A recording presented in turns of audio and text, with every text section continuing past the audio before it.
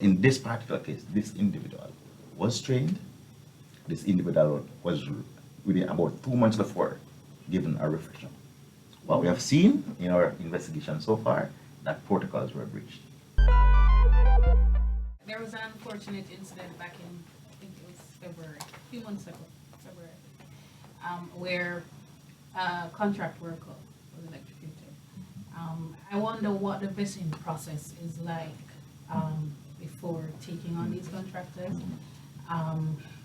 what the training is like, and what's the minimum requirement for such a position. Okay. Unfortunately, we as a company, that's something that was a shocker for us, to be honest. We are really saddened by that occasion, and we have taken a lot of lessons learned from that occasion. But just to kind of share some of the detail with you, we do have a well-established process for screening, for qualifying contractors and their staff to work on our system. Our system is, or utility system in general, if you don't have certain skill, by law, you can't go and work in that space. So there are some specific training that is required, for example, switching, in that you have to be authorized to switch at different levels, you have to be authorized, and it is reviewed from time to time. In this particular case, and I don't want to prejudice, because this is still something that is going to be a legal matter as well. I don't want to prejudice it, but in this particular case, this individual was trained. This individual was within about 2 months before given a refresher. What we have seen in our investigation so far, that protocols were breached. But to answer your general question, yes, there's a training.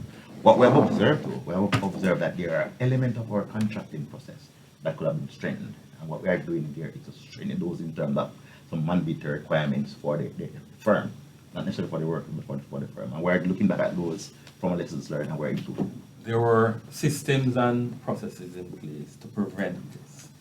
So, I mean, and what we found there that, in fact, all those processes weren't followed in that regard. As Blaine said, it will be the subject of a court matter, so we won't get into details there. But we certainly would have also taken lessons learned from that, and certainly would have sort of reinvigorated our entire safety program around improving contractor safety and commit that this will be the last. Yeah, and to be clear, I'm sorry, I just want to say that I'm personally involved in all aspects of the health and safety, so it comes up to me. So it's not, we don't treat it as a small technical issue on the side, you do one thing, then you do another things. It's at my level because I want to make sure that when we look at now all aspects of health and safety in charter companies, but also the way we, for example, the provision for health and safety that we are upgrading in the contract for third parties, in the number of audits and the reports that we should receive from them, in the number of supervisors in the fields, in to make absolutely sure that the provision of equipment, safety equipment, is done by the contractor to their own staff, and so on and so on. So we are upgrading that level. It was already there, but we want to make sure that we elevate that level and that consciousness and that culture of safety equally to our contractors as to us. And it comes through me because I'm revising a lot of the different actions we are taking, including hiring some consultants to work on some of the deeper cultural issues we're having sometimes in any companies.